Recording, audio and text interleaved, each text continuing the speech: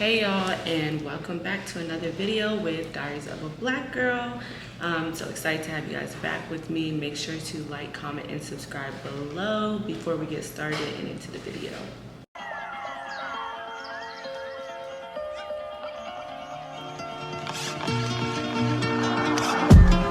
Okay y'all, so today we are going to be discussing the Diaspora Wars and the concept of Pan-Africanism, and if something like that still exists in today's society or is able to still exist in today's society. So I'm going to give you guys a definition that I found. So Diaspora Wars can be defined as cross-cultural arguments among different ethnicities of African people where we express discontent with each other for various reasons. It's normal to have a certain level of cross-cultural conflict or discussions. However, these conversations take a counterproductive turn when we internalize and promote anti-Black/white supremacist narratives about each other that hyper-focus on divisions instead of how we can best unify for the purpose of collective freedom. It's time to move from war to understanding. So the diaspora is a large group of people with a similar heritage or homeland who have been moved out to places all over the world. People who have spread or been spread from their homeland. So when we think about the transatlantic slave trade, basically all the people who were brought to the Caribbean and were enslaved, that were brought to Europe and were enslaved, that were brought to the States that were enslaved. So just how we as Black people, African people have been spread across the world due to slavery. I'm gonna insert some clips so you guys can understand what the Diaspora Wars are. Bro, I don't know if Americans are genuinely confused or they're just thick, because this blew my mind. And if you're not American, this will probably blow your mind too. So I'm from England, right? But most English people are usually white, just like Americans are usually white too, okay? Keep that in mind, this is very important. As you can see from looking at my skin, I am not just white, I have black in me, which means I come from African descent. To be more specific, Ghanaian descent. Keep this in mind. I was outside in America and I seen a fellow melanin brother. Now, when I'm looking at melanin people, I can usually tell what part of Africa you are from your features. And I saw this brother that I thought might have been Ghanaian too. Big up my Ghana brothers, by the way.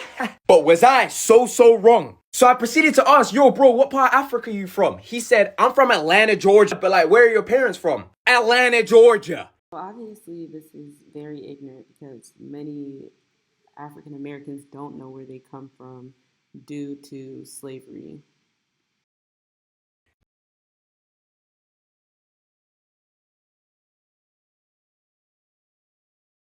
Big Carver. Yeah. Don't call me Kim, ho. The fuck? Got I don't at all believe the Diaspora Wars is one-sided. I don't think anybody's right in the wars. I think that everybody plays a part and everybody's wrong. There has to be understanding on both sides why each side kind of comes at each other. And I really wanted to discuss this because in my last video when I was talking about Black women and our hatred for our natural hair, I showed the video where she was basically discussing why you shouldn't wear natural hair to an event, and everybody was blaming it on the fact that she was African or that African people have a different experience. But I think we as a whole have all been affected by Eurocentric standards of beauty and by colonization, neocolonialism, and slavery. So I don't think it's one-sided. We've all been impacted. It just shows up in different ways sometimes. Okay, y'all, so I wanted to read a couple of things from the autobiography of Malcolm X. Please don't come for my book. I need a new one. Like, it's tore up. But he says, I think the single worst mistake of the American Black organization and their leaders is that they have failed to establish direct brotherhood lines of communication between the independent nations of Africa and the American Black people. There's an intense disconnect when we really should have that connection like other races have back to their homelands. We don't have that unification. African Americans' concept of Africa is very dated or is very ignorant. And a lot of people don't even know that these are very thriving countries. Of course, there are third world countries and they have their issues, but there's also a lot of success, a lot of beautiful things coming out of Africa. I think there's often this misconception too that like Black Americans are, you know, like lazy, or, you know, we're spoiled and we, you know, don't take advantage of being here in the States, where we have the opportunity to thrive and climb our way up the ladder. However, you know, when there are immigrants who come here and they begin to understand a little more the conditions of Black Americans, because although we are granted certain freedoms here, there are still many systems working against us in the liberation of Black people. So when we still have mass incarceration, when we still have an unequal education system, when we still have Black people dying at way higher rates or more susceptible to every disease, you begin to understand why a lot of people are in this certain position. And when you understand the ties between capitalism and racism and how it works to keep Black people into a certain state, because this idea that if you just change your mindset, then you'll be able to succeed is false. Because at the end of the day, when it comes to capitalism, there will always be a lower class. And that's why there's many things that are still in place that will keep us in this inferior position. This is like, I don't know if you guys have ever seen the videos where they talk about rappers who they intentionally get to bring bad messages into the Black community in order, because music is impressionable. And so, you know, it keeps us into this certain state of mind. I think the best thing we can do is liberation of our minds, if anything. Like, it's not just a guarantee that if you have this understanding that you'll be able to now be a millionaire, because we take small instances and we'll look at famous people and be like, oh, well, they did this and they did that. But you really have to consider the circumstances that people come out of. It is a privilege to be someone who comes from an educated family. And it's a privilege to be someone who is able to receive an education, or even have parents who taught you to care about education. So it's not that we're just lazy or we're spoiled. It's, you know, so many different systems in place keeping us into these inferior positions. But this is why we need to start having productive conversations and understanding each other, so that way, you know, we're not spewing out more anti-Blackness and working against each other instead of working together. So going back to the book Malcolm X started to do at the end of his life, he went to a bunch of different countries in Africa and connected with different African leaders to try and bridge this gap. So what he was carrying out is the concept of PanAfricanism. And PanAfricanism it's the concept of various movements in Africa that have as their common goal the unity of Africans and the elimination of colonialism and white supremacy. If you guys would like some examples of Pan-African leaders, you have Kwame Nkrumah, you have Patrice Lumumba, you have Marcus Garvey. I would encourage you guys to read about some of these leaders. We have to understand that white supremacists love for us to have this disconnection, because as a people we would be so much more powerful if we band together and we all identified as African people and we all move together. But we are very divided, and this works in favor of the system of white supremacy and carrying out anti-Blackness.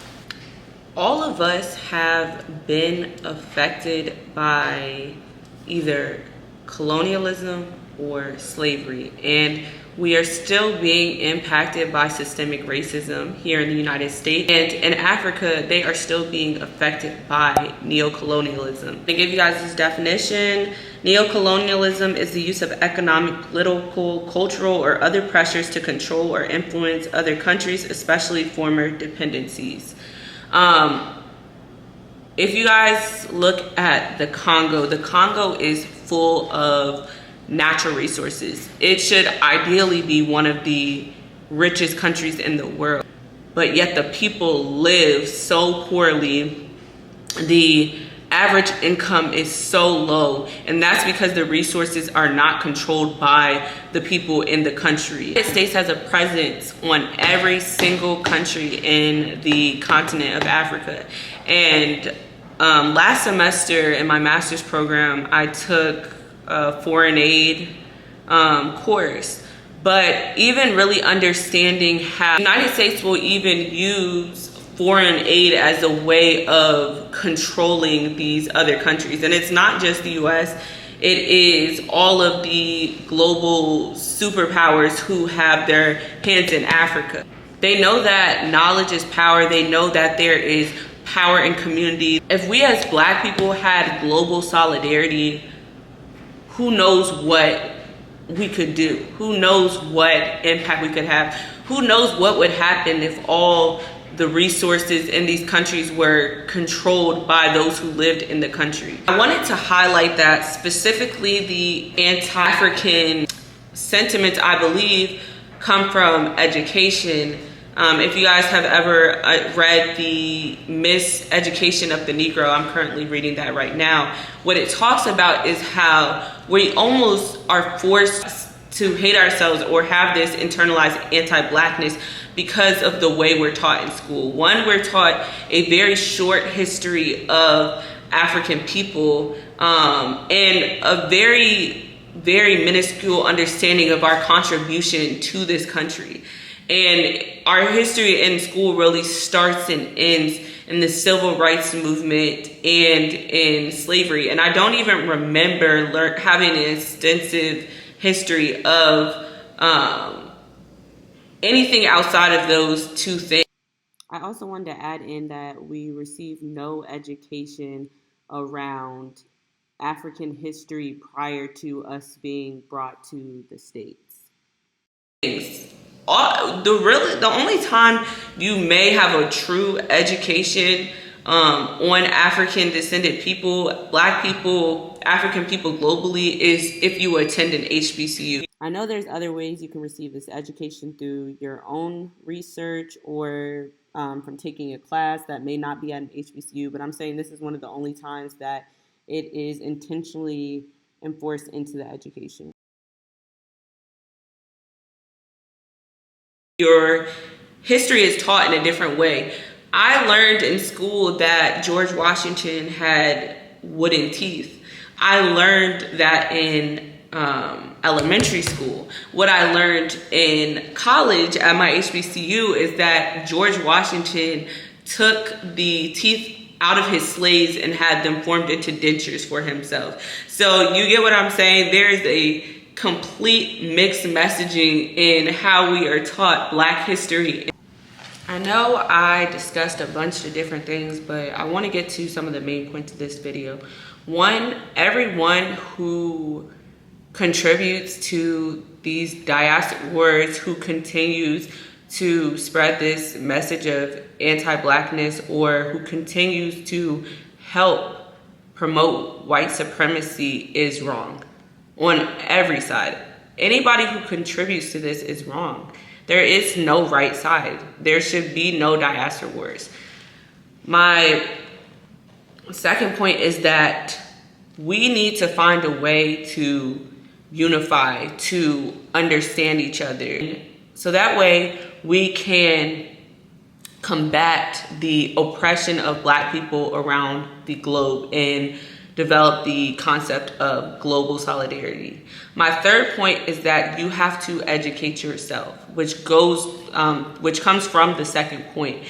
You will never have an understanding of a people. You will not understand our people until you educate yourself. Give yourself a true understanding of where our people come from, what has been done to our people, and what we can do to liberate ourselves from this position. I gave y'all a couple autobiographies of Malcolm X, Kwame Nkrumah's book, Black Power and the Garvey Movement. I have so many more, y'all. I recommended in my last vlog, you guys should read Assata Shakur. I can do a whole list on just readings that will help you understand the state of Black people and Black liberation.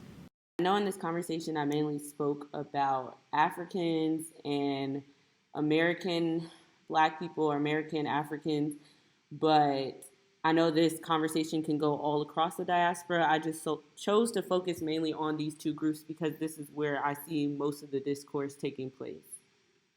Y'all should also read How Europe Underdeveloped Africa, but basically just educating yourselves on how we can strive to liberate Black people globally. I hope that you guys enjoyed this video. This was a broad topic to cover, so I may have missed some things, but if y'all want a part 2 or you want me to speak on anything specifically, like I can do a video specifically on neocolonialism, then drop that down below in the comments. Let me know what you guys think below. I hope you guys enjoy. I'll see you guys in my next video. Love you. Bye.